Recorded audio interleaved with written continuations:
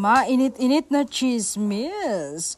Unang gabi, kagabi ng action serye na Roja ni Donnie at ni Kyle at madami nga nagsilabasa na video edited ni Maymay at ni Donnie at nagsasabing may chemistry sila at bagay raw sila. Pero nilinaw ni Donnie na magkaibigan sila ni Maymay at ginagawa lang niya ay trabaho.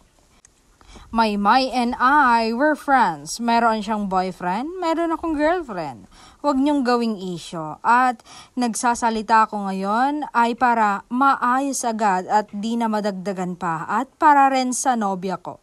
Gusto ko ng tahimik na buhay.